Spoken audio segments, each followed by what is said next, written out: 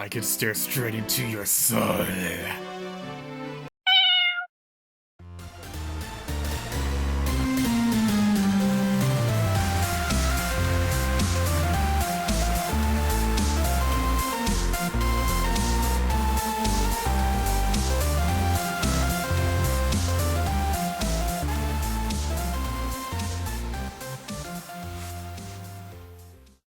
Hello everybody, my name is EDQ, and welcome back to Let's Play Super Mario 64.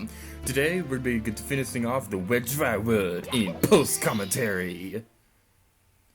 So I have some explaining to do.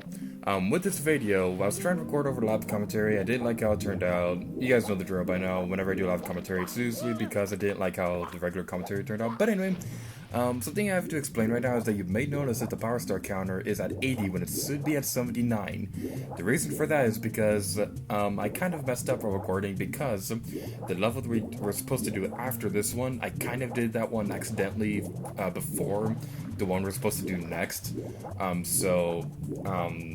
There's a little mistake on my part, but it's not that big of a deal. So what we want to do is, for this world, we're going to be collecting the red coins and things like that. So, one thing I really want to talk about is how, even though I've complained about the Red Dry World before, let me just say, I love this part of the level. It's like an ancient, mysterious, secret city that's been lost to the ages. I love this place. It looks really cool.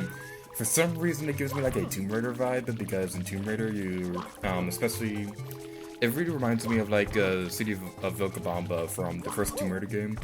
I don't know what it is about this place, because it looks absolutely nothing like that game. But I really like this place.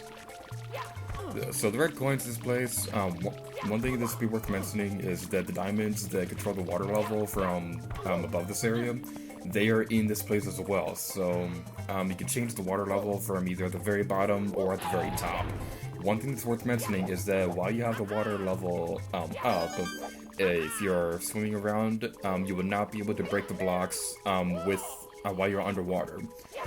So don't go thinking that you could just have the water level raised all the way up and break the blocks that way, because that's not going to work. You can only break them while the water level is at the very bottom.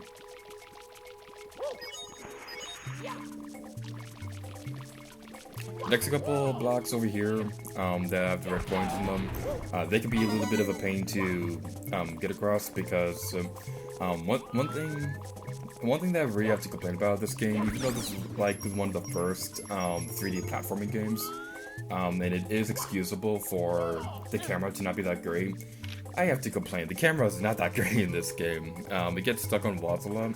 And one example, you're gonna see this in the next video as well. But one example, this is a really good example of just how not that great the camera is in this game, because it gets stuck on walls. And in general, it's just not that great.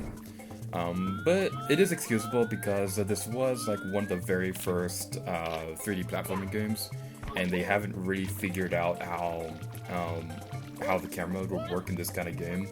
I mean, they nailed it with Ocarina of Time with the Z targeting, because the Z targeting system really does work with that kind of game, with that kind of action game.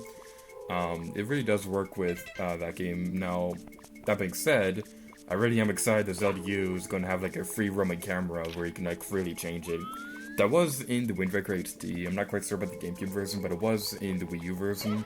And I did hear that the GameCube version of Twilight Princess did have a free roaming camera that was removed from the Wii version, simply because the Wii remote only has like one control stick on the Wii remote and nunchuck combination.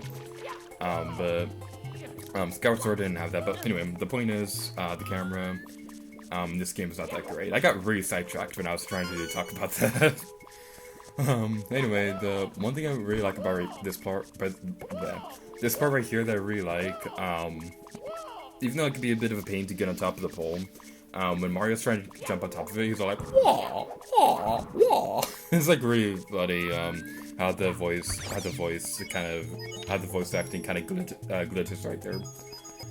There are multiple ways to get on top of this next building. You can either do a well-timed and a well-aimed long jump, but as you can see right there, I failed miserably. So the easier way is to do an epic wall jump. It's not just an epic wall jump, it's an unnecessarily epic wall jump. And with this, we get the last red coin of this place. Let me just say for the record, on my first playthrough, when I was going to this level, I could not figure out for the life of me how to get in this place, because when I tried using the cannon to get here, I tried using the cannon to get this place on my first playthrough, and I'm just really bad at aiming with the cannon in this game. So it did not really occur to me for a little while that you're supposed to have the water level at the highest they could possibly be to get into the tunnel that takes you to town. This next level is gonna be very simplistic. It could be done in like no time. Something worth mentioning is that in Super Mario 64 DS, Luigi is the only one who can complete this level. The reason for that is because Luigi is the only person in that version who has the ability to use the Venice Cap. Mario does in this game, but not in the DS version. So what we want to do is that you're going to, well, first of all, we're going to want to regain our health, but what we want to do next is that we want to lower the water level. Well, I guess this could, actually no, I don't really know if you can activate the item blocks underwater. You probably can't, which is probably the reason why you have to have the water level all the way down going into this level. But you need to have the water level all the way down so that you can activate the Venice Cap. So without further ado, let's activate the Venice Cap and become invisible Mario! Also, I fear my abilities to become invisible, even though he doesn't look all that invisible right now. But anyway, what you want to do is that you want to go over here behind this metal cage. If for some reason you go in here, but then you realize that you didn't want to get into the cage for some reason, there's a Venice Cap in there that could take you out of this cage. What you want to do is that the camera in this place, for whatever reason, just would not move at all. I just couldn't get the camera to move normally. But what you want to do is that you want to wall jump up to this area, climb these blocks, and the Power Star is yours. It's made out of chocolate. And with that, we're going to end this video off here. So, thank you guys so much for watching this video of Super Mario 64. And until next time, ready gear to you. Oh yeah.